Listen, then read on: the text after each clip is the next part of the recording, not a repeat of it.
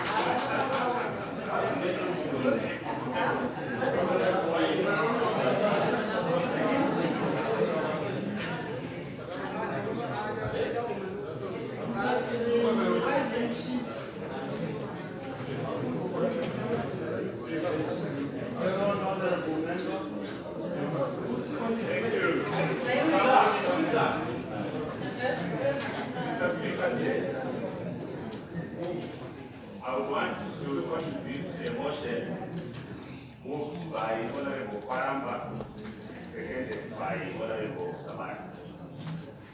Mr. Speaker said, Honorable members of Parliament, for making it to the 9th Parliament of this Parliament. Let me also congratulate the great leader of our time, President Emerson Nanga.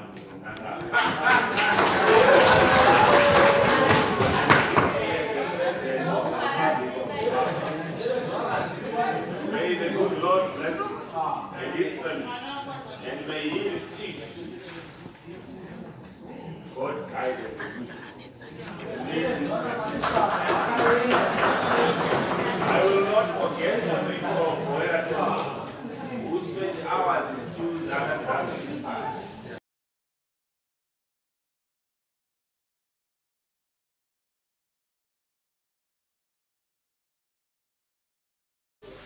And accordingly, I will commit myself to upholding the trust they have bestowed in me.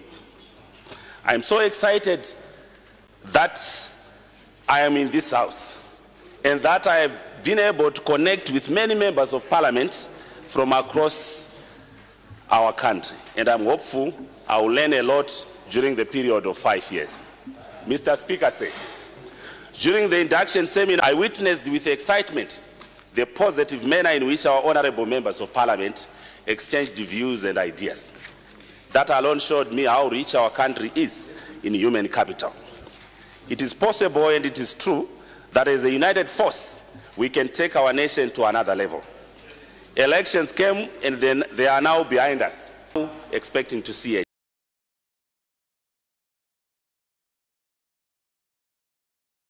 change. I can't agree any better with all the speakers who spoke before me that Parliament is a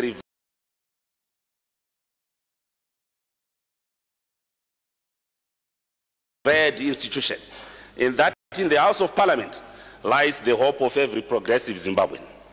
We are therefore called to duty to deliver a better future for our people and to bequeath a prosperous nation to our children. In his State of the Nation address, President Emerson Mnangagwa spoke of his commitment to economic development. He said this will be done in line with our national aspirations. This is a critical turning point for our country, and indeed the subject with which every Zimbabwean finds hope. I salute the President for prioritizing economic development because it holds the keys to the progress of our nation. In one of his famous speeches, the late former Secretary General of the United Nations, Kofi Annan, said, I quote, "Development is not about quantity, but about the quality of life lived by our people," I close quote. And in his inaugural address in January,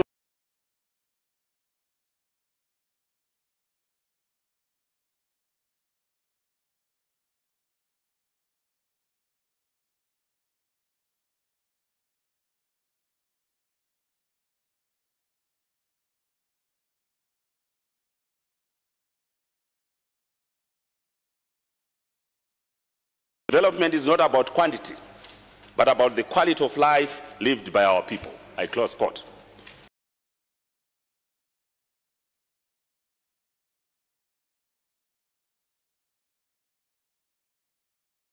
In 1949, former United States States of America, President Harry Truman, I want to humbly submit in this House that we as the leadership of this nation, in this new dispensation, must begin to orient our people to a self-sustainable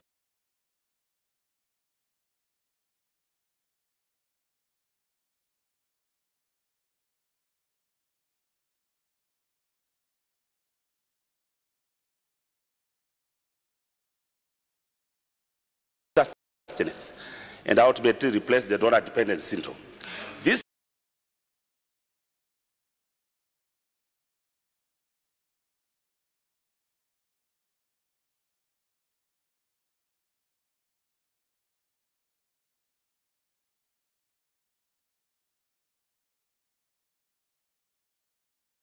syndrome has alienated our society to realms of importance.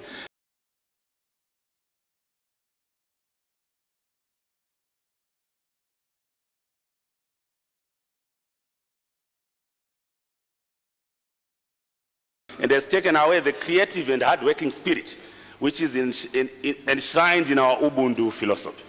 To restore the dignity of our people, which is the dignity of our founding fathers, we must act with speed to correct this vice.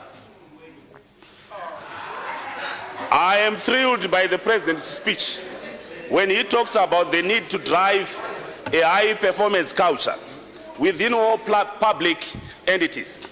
I implore that this culture be cultivated across all corners of our society. The President's mantra that Zimbabwe is open for business is a clarion call for progress. The question is, what does Zimbabwe want at this point? The answer is just simple. Zimbabwe needs capital, Zimbabwe needs efficient labor, and Zimbabwe needs productivity. As Parliament, we must do our best to open the Zimbabwean space for business. To attract capital, we need to act with speed to repeal certain labor laws which are rigid and retrogressive. This will create a good condition for investment and rapid modernization and industrialization of our economy, which can then create jobs for our young people. It should not be business as usual, but we want to see a radical paradigm shift in the work ethics of those in public and private offices. Achieving a per capita income of $3,500 by 2030 is only possible if everyone takes responsibility to commit to the dignity of hard work.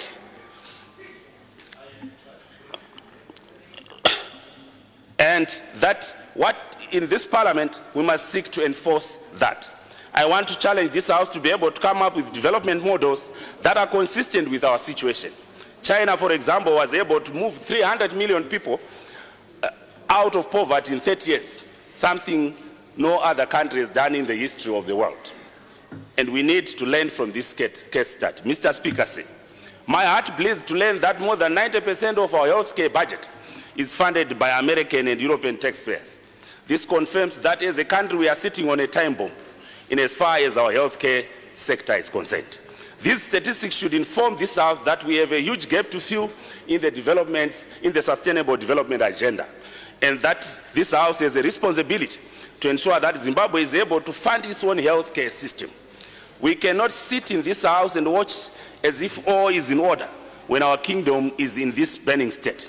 I want to remind this House that because of the growing financial challenges in most parts of the world, it is not surprising to wake up in the morning and only to be told that there is no single medicine in all our health facilities.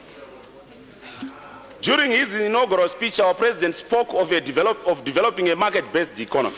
This is quite encouraging because markets should be our hope and not aid.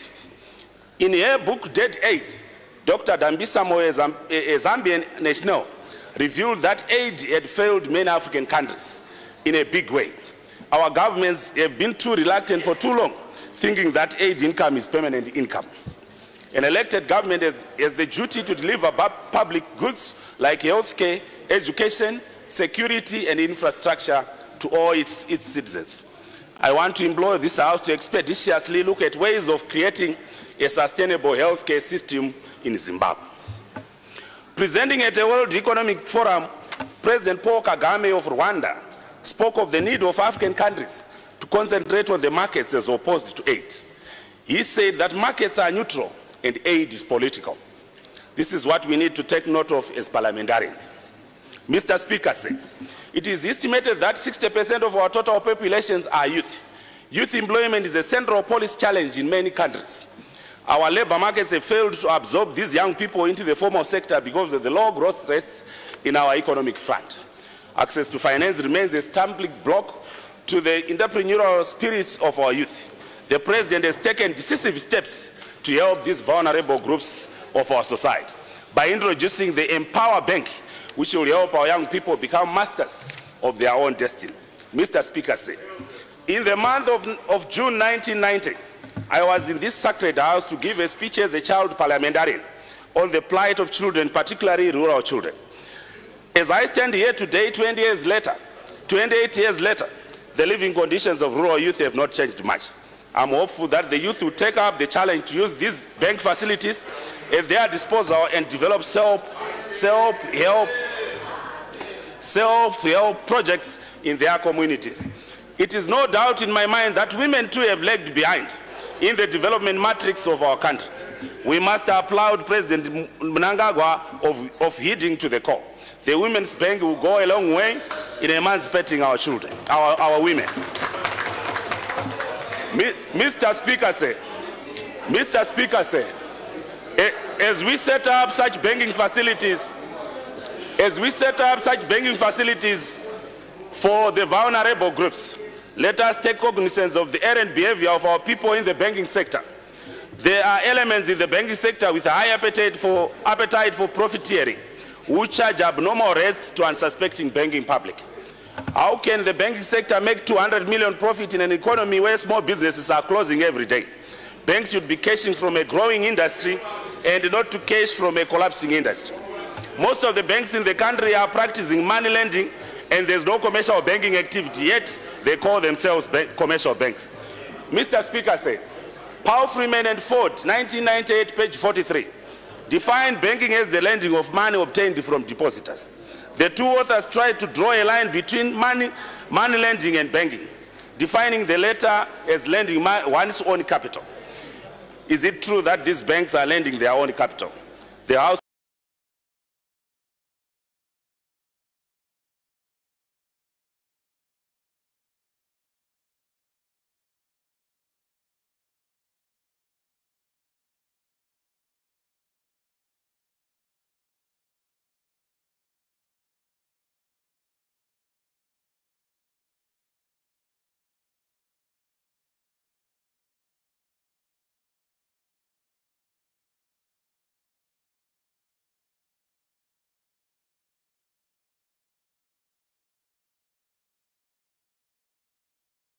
needs to obtain an explanation. For those in industry, they can agree with me that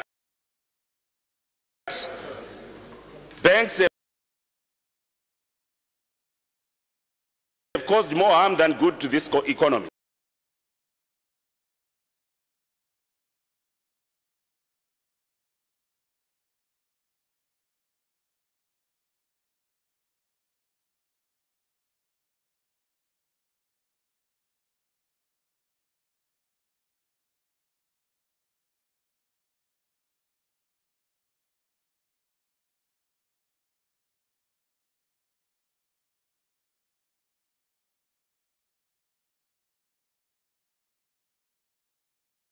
The highly celebrated indigenization program has been reversed